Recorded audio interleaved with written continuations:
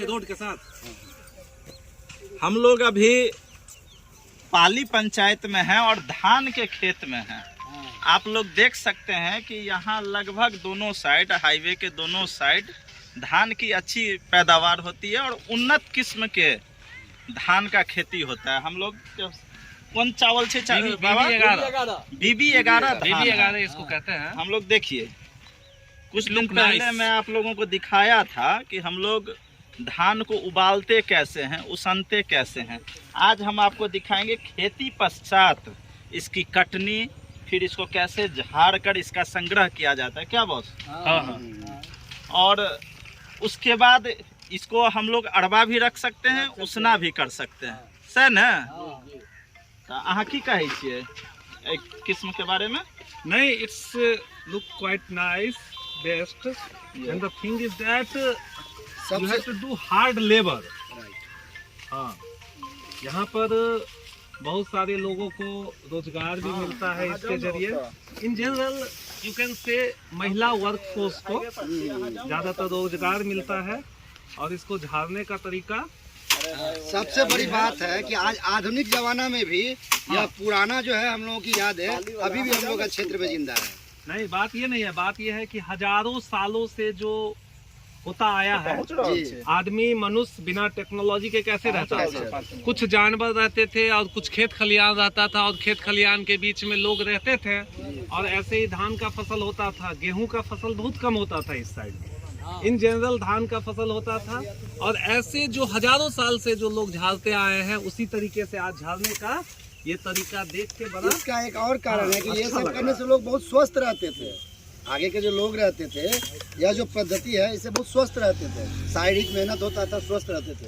अभी आधुनिक युग में लोग इसीलिए कमजोर होने लगे हैं क्योंकि लोग मशीन की तरफ ज्यादा। समय बदल रहा है, टेक्नोलॉजी आ रहा है, मशीनीकरण का जमाना आ गया, काफी मशीन सब भी खेत में आ गया। लेकिन जब वो पौराणिक जमाना, वो हजारों साल पीछे से जो इंसान जैसे जीता आया, उसका यह एक जीता जागता उदाहरण है। और सबसे अच्छी बात है कि धान का जो फसल है उसमें सबसे ज्यादा महिलाओं को रोजगार मिलता है, रोपनी से लेकर कटनी तक में। और जब भी धान का फसल गांव में शुरू होता है लगना, उस समय से गांव के जो मार्केट होते हैं, गांव के जो इर्द गिर्द का जो दुकान छोटा छोटा होता है, उसमें भी एक उल्लास का माहौल आ जाता है, क्योंकि हजारों महिलाओं को रोजगार मिलता है, उनके हाथ में पैसा आता है, वो पैसा से मार्केट जाता है, और मार्केट में एक नई उल्लास आती है, एक नई ऊर्जा आती है, और ग्राहक लोग जब जाते हैं तो बिजनेसमैन सब भी कमाते हैं। आइए एक बार आपको हम बताएं कि क्या पैदावार है, क्या है बाबा से। ये धान झाड़ने के बाद ये जो पुआल बचता है ना,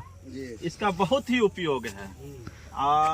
ठंडा के समय में इसका लोग बिछौना भी तैयार करते हैं, मवेशी भी खाते हैं, वो भी काफी फायदेदायक होता है। और आपको हम बताएं कि पाठक जी ने जैसा बताया कि स्वस्थ रहने के लिए लोगों को छोटे एरिया में खुद से खेती करना चाहिए, जिससे कि उनकी शारीरिक स्वस्थता ज्यादा दिन तक टिकाऊ रहे। अब बाबा आप बताइए, क्या लगता है आपको, इसमें फायदा है आज के समय में कि नहीं है? कितना पैदावार होता है एक कट्ठा में, कितना खर्चा पड़ता है, थोड़ा इन सब चीजों का हम लोगों को जानकारी दीजिए।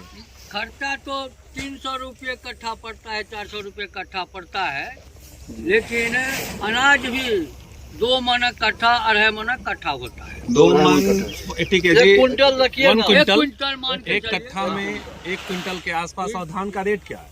कट्ठा आप लोगों को बता दें, 1950 स्क्वायर फुट हम लोगों का जो होता है उसको 1 कट्ठा बोला जाता है। उसमें मोटा मोटी तो मतलब कहने का तात्पर्य है कि 1 कट्ठा में 1500 रुपए का धान निकलता है, जिसमें 400 से 500 रुपए का खर्च लगा है। घुमा फिरा के किसान को 1000 रुपए कट्ठा का आमदनी निकलता है। अब अभी 1500 रुपये क्विंटल है, अभी 1500 रुपये क्विंटल चल रहा है। सरकारी रेट अलग 1500 रुपये क्विंटल। और सरकारी रेट क्या है? सरकारी रेट 21-22 रुपये। अच्छा, सरकार आप लोगों तक पहुँचती है क्या ये अन्न को लेने के लिए या धान को लेने के लिए? लेने के लिए आबै छले, लेकिन पैसा दे में हमरा सबका बहुत लीडर भए जाइ छल। अच्छा, ताहि दुआरे नहि भेजै छल, सरकार के नहि दै छै। हम किसानों की जुबानी बताएं, यहाँ पे अगर सरकार जागरूक रहती, यहाँ के जो जनप्रतिनिधि हैं वो अगर जागरूक रहते, तो हम लोगों का हाल भी पंजाब की तरह उन्नत होता। हाँ। यहाँ के किसान अपने ज्यादा जीवन जल्दी यापन के लिए कर- सिर्फ कैसे करके अपने जिंदगी को जी रहे